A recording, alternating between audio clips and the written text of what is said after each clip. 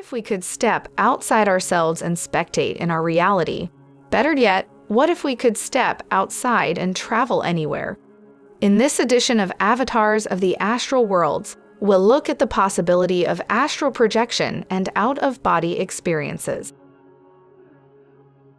Astral projection, also known as astral travel, is a term used in esotericism to describe an intentional out-of-body experience that assumes the existence of a subtle body called an astral body through which consciousness can function separately from the physical body and travel throughout the astral plane. The idea of astral travel is ancient and occurs in multiple cultures. The modern terminology of astral projection was coined and promoted by 19th century theosophists. It is sometimes reported in association with dreams and forms of meditation. Some individuals have reported similar descriptions of astral projection induced by various hallucinogenic and hypnotic means, including self-hypnosis. There is no scientific evidence that there is a consciousness whose embodied functions are separate from regular neural activity, or that one can consciously leave the body and make observations of the physical universe. Astral projection has been characterized as a pseudoscience. Similar concepts of soul travel appear in various other religious traditions. For example, ancient Egyptian teachings present the soul as having the ability to hover outside the physical body via the ka, or subtle body. Judaic and Christian origins. Carrington, Muldoon, Peterson, and Williams claim that the subtle body is attached to the physical body using a psychic silver cord. The final chapter of the Book of Ecclesiastes is often cited in this respect. Before the silver cord be loosed, or the golden bowl be broken, or the pitcher be shattered at the fountain, or the wheel be broken at the cistern. However, Sherman contends that the context points to this as merely a metaphor, comparing the body to a machine, with the silver cord referring to the spine. Paul's second epistle to the Corinthians generally refers to the astral planes. I know a man in Christ who 14 years ago was caught up to the third heaven. Whether it was in the body or out of the body, I do not know, God knows. This statement gave rise to the Visio Pauli. This tract offers a vision of heaven and hell, a forerunner of visions attributed to Adomnan and Tina Delis and Dante's Divine Comedy. Western esotericism. According to the classical, medieval, Renaissance Hermeticism, Neoplatonism, and later Theosophist and Rosicrucian thought, the astral body is a medium-light body linking the rational soul to the physical body. In contrast, the astral plane is an intermediate world of light between heaven and earth, composed of the spheres of the planets and stars. Angels, demons, and spirits populated these astral spheres. In the Neoplatonism of Plotinus, for example, the individual is a microcosm or small world of the universe, and the macrocosm or great world. The rational soul is akin to the great soul of the world, while the material universe, like the body, is made as a faded image of the intelligible. Each succeeding plane of manifestation is causal to the next, a worldview known as emanationism. From the one proceeds intellect, from intellect soul, and from soul in its lower phase, or that of nature, the material universe. The idea of the astral figured prominently in the work of the 19th century French occultist Eliphas Lévy, whence it was adopted and developed further by Theosophy and used afterward by other esoteric movements. The subtle bodies and their associated planes of existence form an essential part of some esoteric systems that deal with astral phenomena.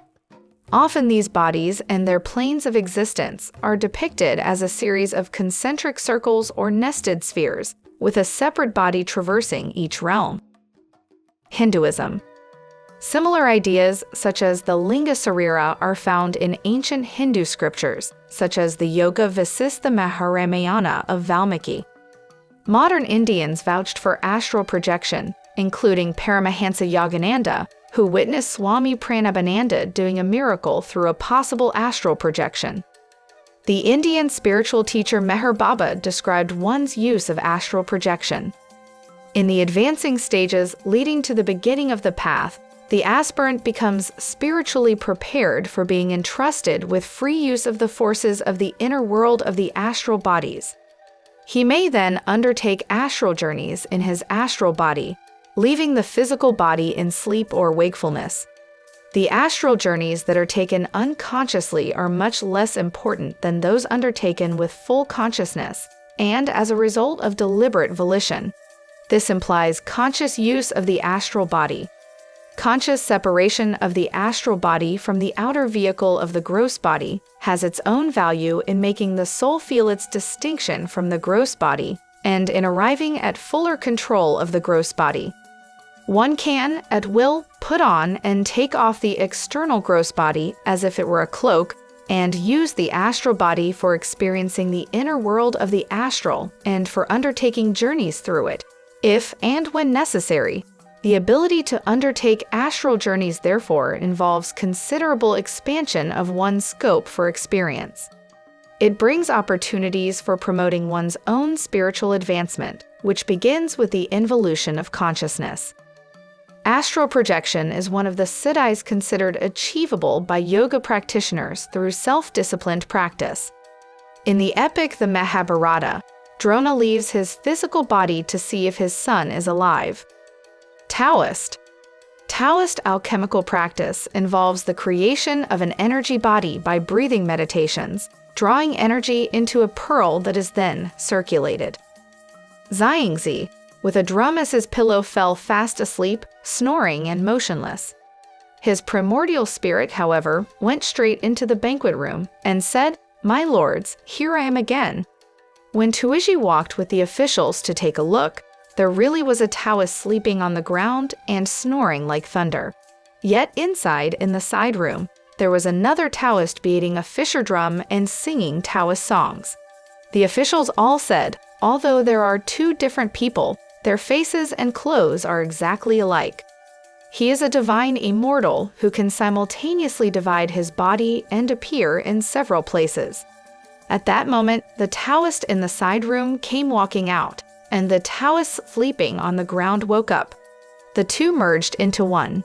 Japanese mythology. In Japanese mythology, an Ikurio, also read as Shoryo, Surei, or Ikisudama, is a manifestation of the soul of a living person separately from their body. Traditionally, suppose someone holds a good grudge against another person. In that case, it is believed that a part of the whole of their soul can temporarily leave their body and appear before the target of their hate to curse or otherwise harm them, similar to an evil eye.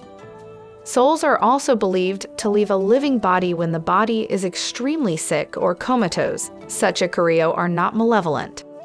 Amerindian traditions. Amazon the Yaskomo of the Weiwei is believed to be able to perform a soul flight that can serve several functions, such as healing, flying to the sky to consult cosmological beings, the moon or the brother of the moon, to get a name for a newborn baby, flying to the cave of Peccaries Mountains to ask the father of Peccaries for an abundance of game, or flying deep down in a river to get the help of other beings. Inuit.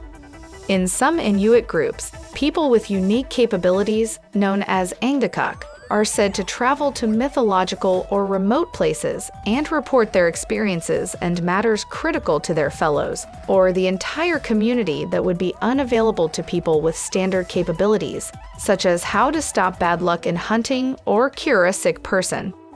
Where did the term astral projection originate?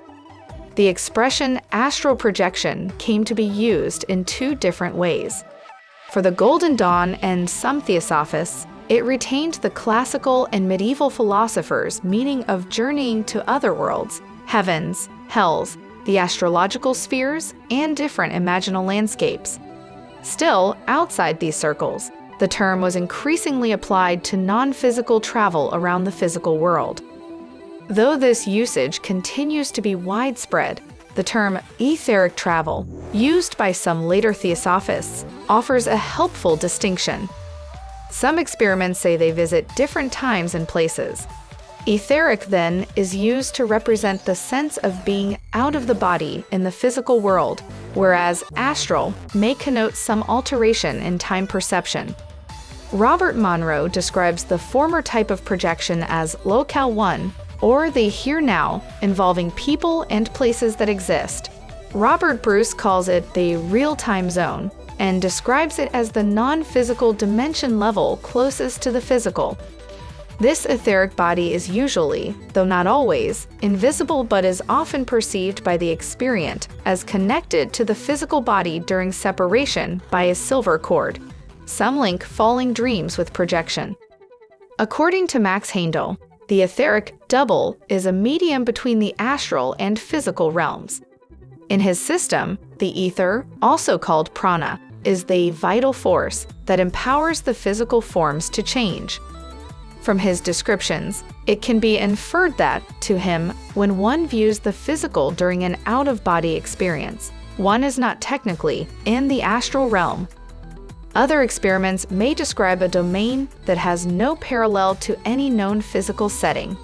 Environments may be populated or unpopulated, artificial, natural, or abstract, and the experience may be joyful, horrific, or neutral. A common theosophical belief is that one may access a compendium of mystical knowledge called the Akashic Records. In many accounts, the experiencer correlates the astral world with the world of dreams. Some even report seeing other dreamers enacting dream scenarios, unaware of their wider environment. The astral environment may also be divided into levels or subplanes by theorists. Still, there are many different views in various traditions concerning the overall structure of the astral planes. They may include heavens and hells and other after-death spheres, transcendent environments, or other less easily characterized states. Notable practitioners. Emanuel Swedenborg was one of the first practitioners to write extensively about the out-of-body experience in his spiritual diary. French philosopher and novelist Honoré de Balzac's fictional work, Louis Lambert, suggests he may have had some astral or out-of-body experiences. There are many 20th century publications on astral projection, although only a few authors remain widely cited. These include Robert Monroe, Oliver Fox, Sylvan Muldoon, Hereward Carrington, and Aram. Robert Monroe's accounts of journeys to other realms popularized the term OBE and were translated into many languages. Though his books only placed secondary importance on descriptions of method, Monroe also founded an institute dedicated to research, exploration, and nonprofit dissemination of auditory technology for assisting others in achieving projection and related altered states of consciousness. Robert Bruce, William Bullman, Marilyn Hughes, and Albert Taylor have discussed their theories and findings on the syndicated show Coast to Coast AM several times. Michael Crichton gives lengthy and detailed explanations and experiences of astral projection in his nonfiction book travels. In her book, My Religion, Helen Keller tells of her beliefs in Swedenborgianism and how she once traveled to Athens. I have been far away all this time and haven't left the room. It was clear to me that it was because I was a spirit that I had so vividly seen and felt a place 1,000 miles away. Space was nothing to spirit. The soul's ability to leave the body at will or while sleeping and visit the various planes of heaven is also known as soul travel. The practice is taught in Surat Shabd Yoga, where the experience is achieved mainly through meditation techniques and mantra repetition. All Sant Mat gurus widely spoke about this kind of out-of-body experience, such as Kirpal Singh. Eckankar describes the soul travel broadly as the movement of the true, spiritual self closer to the heart of God. While the contemplative may perceive the experience as travel, the soul is said not to move, but to come into an agreement with fixed states and conditions that already exist in some world of time and space. American Harold Klemp, the current spiritual leader of Eckankar, practices and teaches soul travel, as did his predecessors, through contemplative techniques known as the spiritual exercises of E.C.K. Edgar Cayce from the U.S., was popularly known as the Sleeping Prophet. He had been practicing astral travel in Washington, D.C. for many years. In occult traditions, Practices range from inducing trance states to the mental construction of a second body, called the body of light in Aleister Crowley's writings, through visualization and controlled breathing, followed by the transfer of consciousness to the secondary body by a mental act of will. Scientific reception. There is no scientific evidence that astral projection is an objective phenomenon. Some patients have experiences suggestive of astral projection from brain stimulation treatments and hallucinogenic drugs, such as ketamine, phencyclidine, and DMT. Robert Todd Carroll writes that the primary evidence to support claims of astral travel is anecdotal and comes in the form of testimonials of those who claim to have experienced being out of their bodies when they may have been out of their minds. Subjects in parapsychological experiments have attempted to project their astral bodies to distant rooms and see what was happening. However, such experiments haven't produced precise results.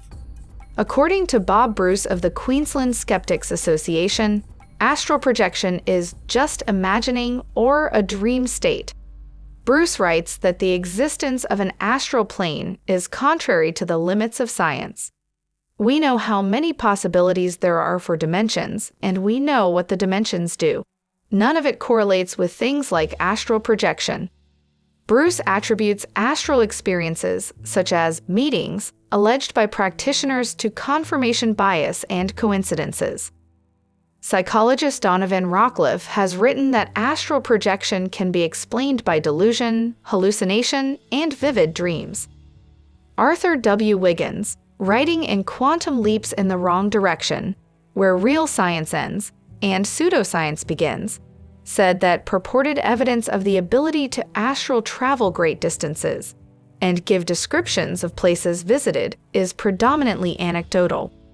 In 1978, Ingo Swann provided a test of his alleged ability to astral travel to Jupiter and observed details of the planet. Actual findings and information were later compared to Swann's claimed observations. According to an evaluation by James Randi, Swann's accuracy was unconvincing and unimpressive, with an overall score of 37%. Wiggins considers astral travel an illusion and looks to neuroanatomy, human belief, imagination, and prior knowledge to provide prosaic explanations for those claiming to experience it. This brings us to our next topic, out-of-body experiences. An out-of-body experience, or an OBE for short, is a phenomenon in which a person perceives the world from a location outside their physical body. An OBE is a form of autoscopy, although this term is more commonly used to refer to the pathological condition of seeing a second self, or doppelganger. The term out-of-body experience was introduced in 1943 by G. and M. Tyrrell in his book Apparitions. It was adopted by researchers such as Celia Green and Robert Monroe as an alternative to belief-centric labels such as astral projection or spirit walking. OBEs can be induced by traumatic brain injuries, sensory deprivation, near-death experiences, dissociative and psychedelic drugs, dehydration, sleep disorders, dreaming, and brain electrical stimulation, among other causes. Some can deliberately induce it. 1 in 10 people has an OBE once, or more commonly, several times in their life.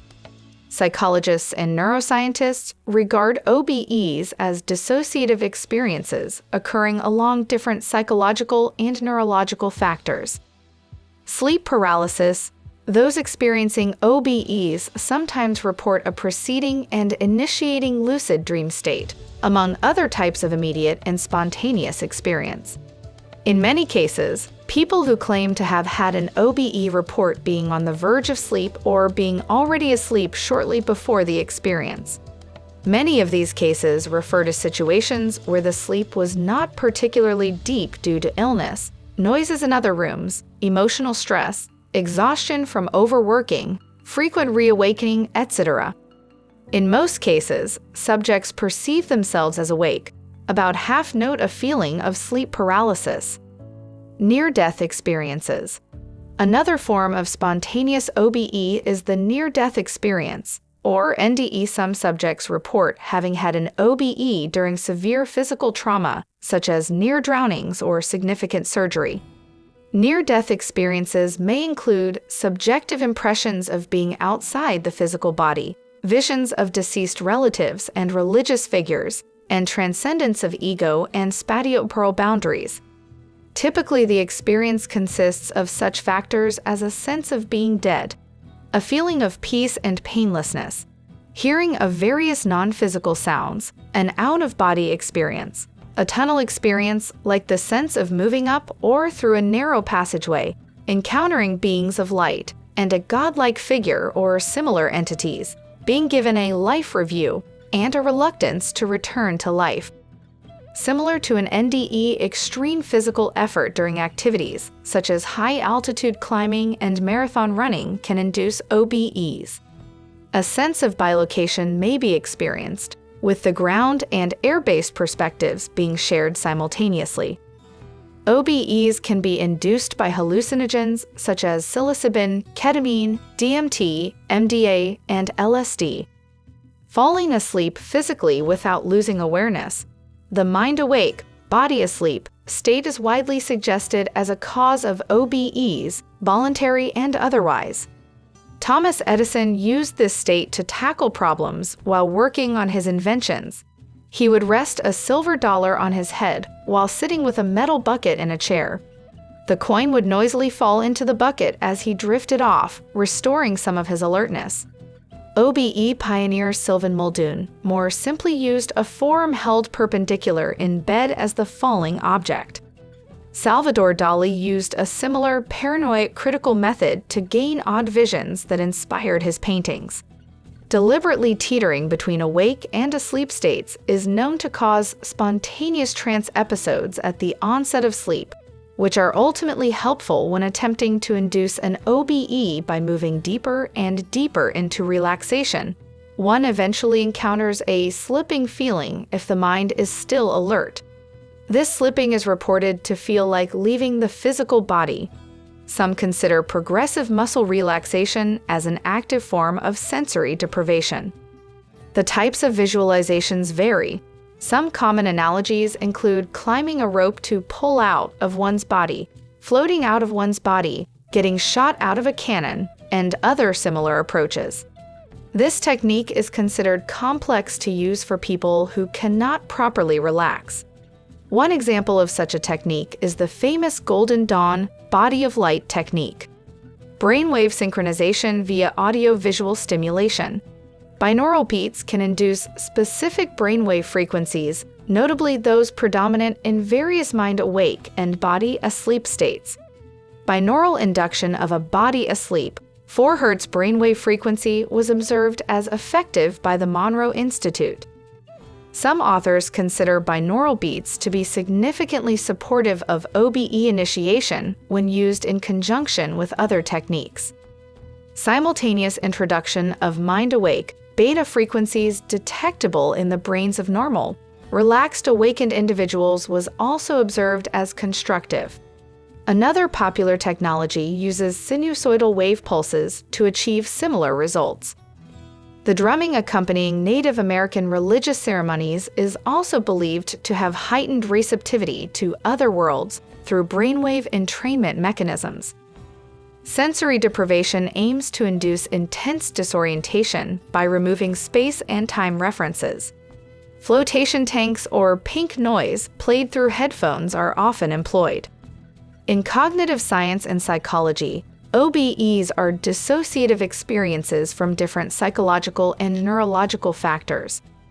Scientists consider the OBE to be an experience from a mental state, like a dream or an altered state of consciousness, without recourse to the paranormal. Charles Richet held that OBEs are created by the subject's memory and imagination processes and are no different from dreams. James H. Hislop wrote that OBEs happen when the activity of the subconscious mind dramatizes specific images to give the impression the subject is in a different physical location. Eugene Osti considered OBEs to be nothing more than the product of imagination. Other early researchers, such as Schmening, supported psychophysiological theories. G. and M. Tyrrell interpreted OBEs as hallucinatory constructs relating to subconscious levels of personality. Donovan Rockcliffe connected the OBE experience with psychosis and hysteria. Other researchers have discussed the phenomena of the OBE in terms of body image distortion and depersonalization. The psychologists Nandor Fodor and Jan Ehrenwald proposed that an OBE is a defense mechanism designed to deal with the threat of death. Carl Sagan and Barbara Honegger wrote that the OBE experience might be based on a rebirth fantasy or reliving of the birth process, based on reports of tunnel-like passageways and a cord-like connection by some OB-ers, which they compared to an umbilical cord. Susan Blackmore concluded that the OBE is a hallucinatory fantasy, as it has the characteristics of imaginary perceptions, perceptual distortions, and fantasy-like perceptions of the self, such as having no body. Ronald Siegel also wrote that OBEs are hallucinatory fantasies. Harvey Irwin presented a theory of the OBE involving attentional, cognitive processes, and bodily sensory activity. His theory involved a cognitive personality construct known as psychological absorption and gave instances of the classification of an OBE as examples of autoscopy, depersonalization, and mental dissociation. The psychophysiologist Stephen Laberge has written that the explanation for OBEs can be found in lucid dreaming. David Hufford linked the OBE experience with a phenomenon he described as a nightmare waking experience, a type of sleep paralysis. Other scientists have also linked OBEs to hypnagogia and sleep paralysis. In case studies, fantasy proneness is higher among OB-ers than those who have not had an OBE. The data has shown a link between the OBE experience, in some cases, to fantasy-prone personality. In a case study involving 167 participants, the findings revealed that those who claimed to have experienced the OBE were more fantasy-prone, higher in their belief in the paranormal, and displayed greater somatoform dissociation. Research from studies has also suggested that OBEs are related to cognitive perceptual schizotypy. Terence Hines has written that spontaneous out-of-body experiences can be generated by artificial brain stimulation, which strongly suggests that the OBE experience is caused by temporary, minor brain malfunctions, not by the person's spirit actually leaving the body. A review of neurological and neurocognitive data revealed that OBEs are due to functional disintegration of lower-level multisensory processing and abnormal higher-level self-processing at the temporoparietal junction. Some scientists suspect that OBEs result from a mismatch between visual and tactile signals. Richard Weissman has noted that OBE research has focused on finding a psychological explanation, and out-of-body experiences are not paranormal and do not provide evidence for the soul. Instead, they reveal something far more remarkable about the everyday workings of your brain and body.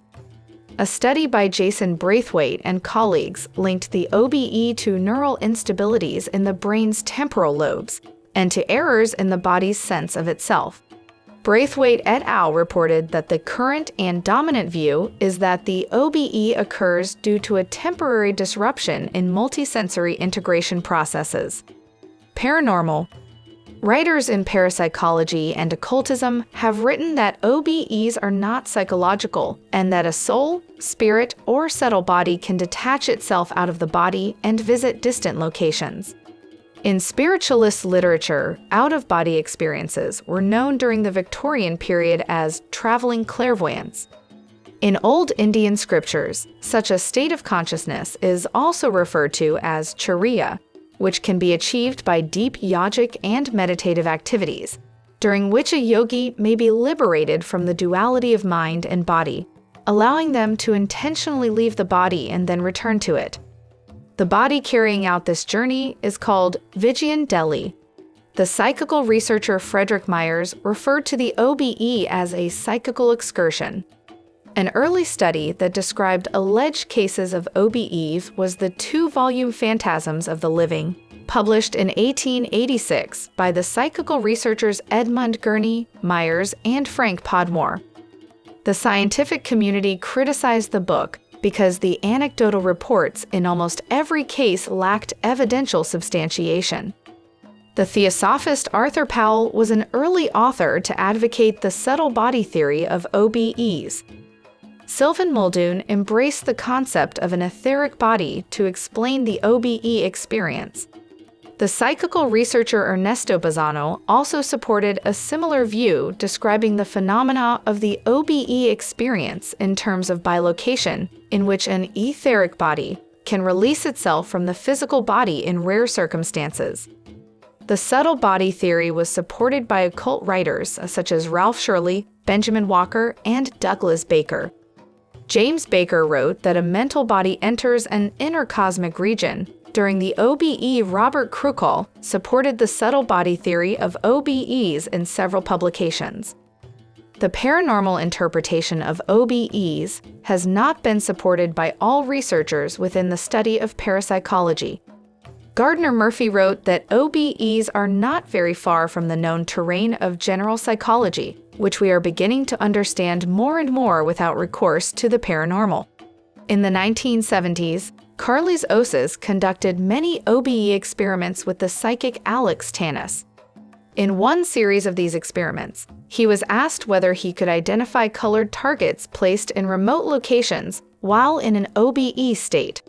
Osis reported 114 hits in 197 trials.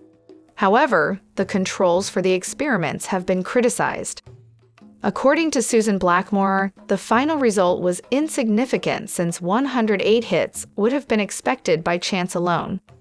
Blackmore noted that the results provide no evidence for accurate perception in the OBE.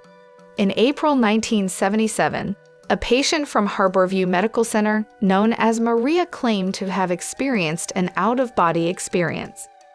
During her OBE, she claimed to have floated outside her body and outside the hospital.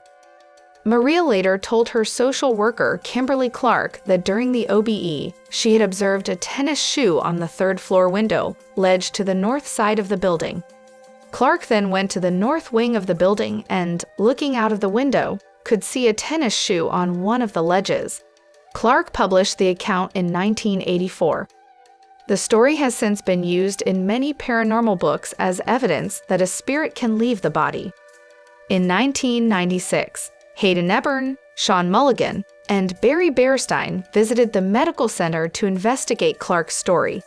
They placed a tennis shoe on the same ledge and found it visible from within the building, and could easily have been observed by a patient lying in bed. They also discovered that the tennis shoe was easy to observe from outside the building, and suggested that Maria may have overheard a comment about it during her 3 days in the hospital, and then incorporated it into her OBE. They concluded that Maria's story merely reveals the naivete and the power of wishful thinking from OBE researchers seeking a paranormal explanation. Clark did not publish the case description until 7 years after it happened, casting doubt on the story. Richard Weissman has said that although the story is not evidence of anything paranormal, it has been endlessly repeated by writers who either couldn't be bothered to check the facts or were unwilling to present their readers with the more skeptical side of the story. Clark responded to the accusations made in a separate paper, Neurology and OBE-like Experiences. Several possible physiological explanations for parts of the OBE-like experiences have been induced by brain stimulation. OBE-like expertise has also been influenced by a patient's stimulation of the posterior part of the right superior temporal gyrus. Positron emission tomography was also used in this study to identify brain regions affected by this stimulation. The term OBE-like is used above because the experiences described in these experiments either lacked some clarity or details of normal OBEs or were described by subjects who had never experienced an OBE before. Therefore, subjects were not qualified to make claims about the authenticity of the experimentally induced OBE.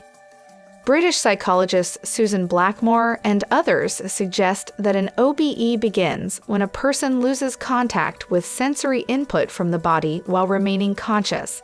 The person retains the illusion of having a body, but that perception is no longer derived from the senses. The perceived world may resemble the world they generally inhabit while awake, but this perception does not come from the senses either. The vivid body and earth are made by our brain's ability to create fully convincing realms, even without sensory information. This process is witnessed by each of us every night in our dreams, though OBEs is claimed to be far more vivid than even a lucid dream. Ehrman pointed out that OBEs appear to occur under very high or very low arousal conditions. For example, Green found that 3/4 of a group of 176 subjects reporting a single OBE were lying down at the time of the experience, and 12% considered they had been asleep when it started. By contrast, a substantial minority of her cases occurred under maximum arousals, such as a rock-climbing fall, a traffic accident, or childbirth. McCreary has suggested that this paradox may be explained by the fact that sleep can ensue as a reaction to extreme stress or hyperarousal. He proposes that OBEs, relaxation, and hyperarousal conditions represent a form of waking dream, or the intrusion of stage 1 sleep processes into waking consciousness. Olaf Blank studies. Research by Olaf Blank in Switzerland found that it is possible to reliably elicit experiences somewhat similar to the OBE by stimulating brain regions called the right temporoparietal junction. Blank and his collaborators in Switzerland have explored the neural basis of OBEs by showing that they are reliably associated with lesions in the right TPJ region, and that they can be elicited with electrical stimulation region in a patient with epilepsy. These experiences may include perceptions of transformations of the patient's arms and legs and whole body displacements. Ayesen study. In August 2007, Henrik Ayesen, then at the Institute of Neurology at University College of London, published research in Science demonstrating the first experimental method that, according to the scientist's claims in the publication, induced an out-of-body experience in healthy participants. The experiment was conducted in the following way. The study participant sits in a chair wearing a pair of head-mounted video displays. These have 2 small screens over each eye, which show a live film recorded by 2 video cameras placed beside each other 2 meters behind the participant's head. The image from the left video camera is presented on the left eye display, and the image from the right camera is on the right eye display. The participant sees these as one stereoscopic image, so they see their own back displayed from the perspective of someone sitting behind them. The researcher then stands just beside the participant in their view and uses 2 plastic rods to simultaneously touch the participant's actual chest out of view and the chest of the illusory body, moving this second rod towards where the imaginary chest would be located, just below the camera's view. The participants confirmed that they had experienced sitting behind their physical body and looking at it from that location. Both critics and the experimenter himself note that the study fell short of replicating full-blown OBEs. As with previous experiments which induced sensations of floating outside of the body, Ayesen's work does not explain how a brain malfunction might cause an OBE essentially. Ayesen created an illusion that fits a definition of an OBE in which a person who is awake sees his or her body from a location outside the physical body. Awareness during resuscitation study. In 2001, Samparnia and colleagues investigated out-of-body claims by placing figures on suspended boards, facing the ceiling, not visible from the floor. Parnia wrote, "Anybody who claimed to have left their body and be near the ceiling during resuscitation attempts would be expected to identify those targets. If, however, such perceptions are psychological, then one would not expect the targets to be identified." The philosopher Keith Augustine who examined Parnia's study, has written that all target identification experiments have produced negative results. Psychologist Chris French wrote regarding the study, "Unfortunately, and somewhat atypically, none of the survivors in this sample experienced an OBE." In the autumn of 2008, 25 UK and US hospitals began participation in a study coordinated by Sam Parnia and Southampton University, known as the AWARE study, Awareness During Resuscitation.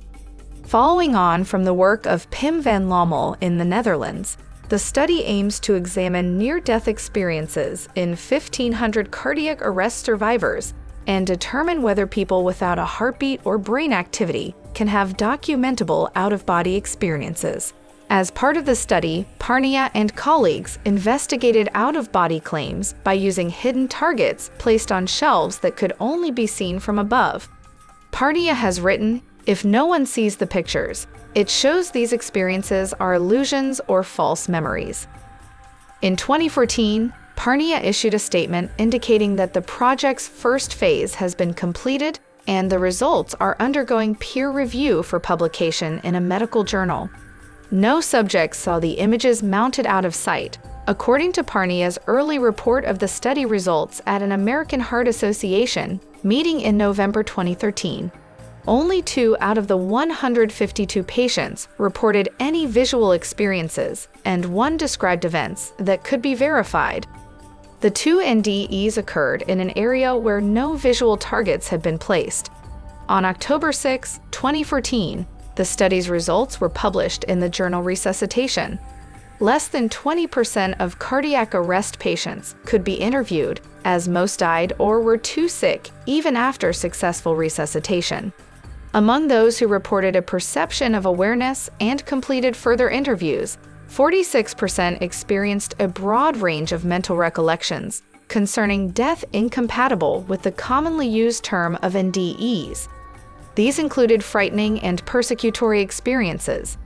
Only 9% had experiences compatible with NDEs, and 2% exhibited full awareness compatible with OBEs with explicit recall of seeing and hearing events.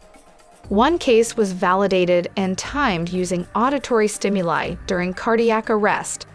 According to Caroline Watt, the 1 verifiable period of conscious awareness that Parnia was able to report did not relate to this objective test.